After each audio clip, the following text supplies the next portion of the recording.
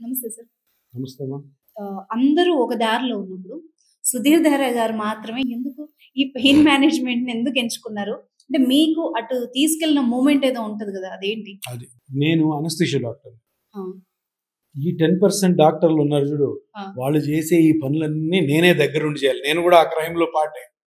ఎందుకంటే ఆయన మోకాళ్ళు ఆపరేషన్ చేస్తున్నాడు అనుకో, నేను మత్తియాలి. హ్మ్. మత్తిచ్చి ఆ చేసేదంతా చూస్తుండాలి. హ్మ్. ఆ పేషెంట్‌ని కూడా చూసుకుంటారు. పేషెంట్ అతుక్కొని ఉండాలి. పేషెంట్‌కి ఏం కాకుండా చూసుకోవాలి. హ్మ్. తర్వాత పేషెంట్ రికవర్ చేయాలా.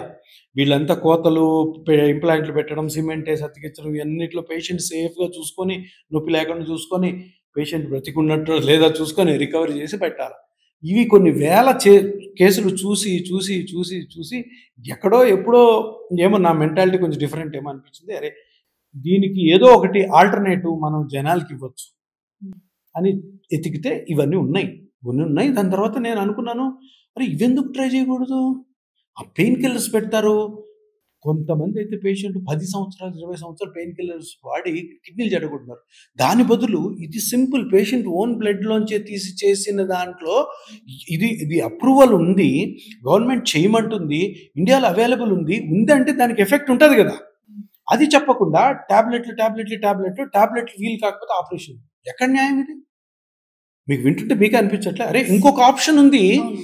Super natural opportunity. ఆ ఆప్షన్ ఎందుకు ఇవ్వరు? ఇవ్వకపోవడం తప్పు కాదా? యెస్. ఇవ్వకపోవడానికి కారణాలేంటి? అందరికి ఆపరేషన్ చేయాలి. ప్రతి ఒక్కరికి ఆపరేషన్ చేయాలి. ఇప్పుడు ఈ మోకాళ్ళ ఆపరేషన్ చేసే స్పెషాలిటీ ఏదైతే ఉందో, ఆ స్పెషాలిటీలో ప్రతి ఒక్కరు కూడాను బేసిక్‌గా వాళ్ళు చేసే పని 90% ఇదే. హ్మ్. తప్పది. ఎందుకు? ఒక ఒక ఒక ఒక ట్రీట్మెంట్ ఆప్షన్ ఉంది. ఆ ఆప్షన్ ఎవరికైనా ఇచ్చారా మీరు ఇప్పటి వరకు? ఇవ్వలా? ఎందుకు ఇవ్వకూడదు? అందుకని నాకనిపించింది. అరే! మనం తీసుకొద్దాం ఇది. హ్మ్. నేను పెయిన్ మేనేజ్‌మెంట్ స్పెషలిస్ట్‌గా, అనస్థీషియా స్పెషలిస్ట్‌గా నాకు రైట్స్ ఉన్నాయి ఇవి చేయడానికి. సో, నేను అది తీసుకొచ్చా. తీసుకొచ్చి నాకు కూడా స్టార్టింగ్‌లో భయమేసింది. ఎట్లా పనిచేస్తదో లేదో, మనమేమో ఒక సెంటర్ కట్టాము. సెంటర్ కట్టి ఇదేమో మనము అందరికి చెప్తున్నాము ఇది పనిచేస్తదని. కానీ మీరు నమ్మరు 2 మంత్స్‌లో హ్మ్. ఒక 10, 15 మందికి చేశా. ఓకే. వాళ్ళ రిజల్ట్ చూసిన తర్వాత ఈ రోజు వరకు నేను వెనక్కి తిరిగి హ్మ్. వేలకు వేల కేసులు చేశా.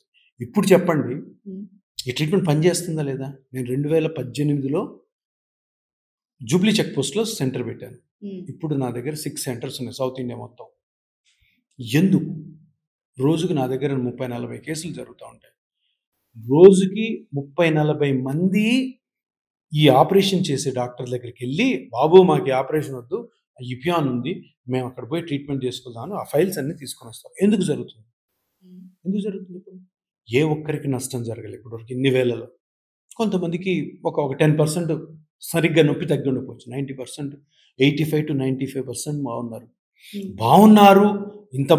ఇంత ప్రాక్టీస్ ఉంది. ఈ పియాన్ అంటే అందరికి తెలుసు. డాక్టర్ సుధీర్ దార్ అంటే అందరికి తెలుసు అంటే, ఈ ట్రీట్మెంట్ బావుందన్నట్టా? లేదన్నట్టా?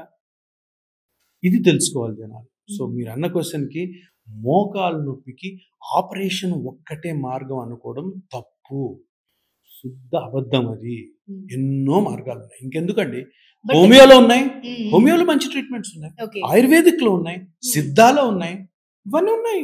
అవన్నీ కూడా ఆఫర్ ఇవ్వచ్చు. ఆఫ్‌కోర్స్ అలోపతి మేము ఆ ట్రీట్మెంట్ గురించి మాట్లాడుకోవద్దు. కానీ హ్మ్. ఉన్నాయి కదా! చాలా మంది పేషెంట్స్ మనకే చెప్తారు. కొన్నిసార్లు మనమే తీసుకొని ఉంటాం. సో నేననేది ఏంటంటే ఆపరేషన్ చేసే డాక్టరు హ్మ్. ఈ ఆప్షన్స్ ఇవ్వకుండా ఆపరేషన్ చేయడం అన్నది తప్పంటాను. హ్మ్. ఇవి చేసుకోమ్మా, చేసుకో. ఒకవేళ కొన్నిసార్లు నీకు అది సరిగ్గా నీకు పని చేయలేదనుకో, అప్పుడు నేను చేస్తాను ఆపరేషన్. హ్మ్. ఆపరేషన్ వల్ల ఏంటి? ఆపరేషన్స్ కాంప్లికేషన్స్ ఉండవా? ఆ! ఆపరేషన్‌లో అందరికి సూపర్ మంచి రిజల్ట్ మ్యాజిక్ అది. ఏం లేదు. కాలు కోస్తారు, మెటల్స్ పెడతారు, సిమెంట్ ఏసి అతికిస్తారు. ఆ సిమెంట్ ఏసి అతికిచ్చిన దాంతో రియాక్షన్స్ రావచ్చు. ఆ హ్మ్. మెటల్స్ ఊగొచ్చు. సరిగ్గా సెట్ కాకపోవచ్చు. సో, ఇదే నా క్వెషన్. మీరు హానెస్ట్‌గా ఏదైనా ట్రై చేయొచ్చు అని చెప్తున్నారు గదా! కానీ పెద్ద డాక్టర్స్ కొంతమంది ఏం చెప్తున్నారంటే, మీరు డబ్బులు లక్షల్లో ఖర్చు పెట్టుకోకండి. ఆ ఇంజెక్షన్స్ వల్ల మీ మోకాళ్ళ నొప్పులకు ఉపయోగమే లేదు అని చెప్తున్నారు. కొందరు కాదు ఒకే ఒక డాక్టర్. హ్మ్. అందరికి తెలుసు అతను. ఆయన ప్రాబ్లమ్ ఏంటంటే ఆయనకి ఒక 70% ప్రాక్టీస్ తగ్గిపోయింది. హ్మ్. అది చాలా కారణాలు ఉండొచ్చు. ఎన్నో సంవత్సరాల నుంచి ఆయన ప్రాక్టీస్ చేస్తున్నాడు. ఏజ్ అయిపోయి ఉండొచ్చు. తర్వాత ఆయన చేసేది కరెక్ట్ కాదని చాలామంది భావించుండొచ్చు. మేబీ ఇపియాన్ ఈ ట్రీట్మెంట్ స్టార్ట్ చేసిన తర్వాత ఆయన దగ్గర నుంచి పేషెంట్ నా దగ్గరకు వస్తుండొచ్చు. కలకాలం మనము లైమ్‌లైట్‌లో ఉండలేం గదా! కానీ ఆ క్యాండిడేట్ చేసిన పని ఏంటంటే, ఒక 2010, 2007, 8 వరకు కూడాను ఈ ఆపరేషన్‌లు మోకాళ్ళ మీద జరిగేవి కరెక్ట్‌గానే జరిగేవి. హ్మ్. ఎవరికి చెయ్యాలి అన్నీ ట్రై చేసిన తర్వాత చేసాం. ఈయన స్టార్ట్ చేసినప్పుడు ఏం చేశాడంటే, మోకాలు నొప్పి నెక్స్ట్ ఆపరేషన్ థియేటర్. హ్మ్. మోకాలు నొప్పి అని ఎవరైనా వస్తే ఆపరేషన్ థియేటర్. ఇంకా మోకాలులో ఎందుకు నొప్పొచ్చింది?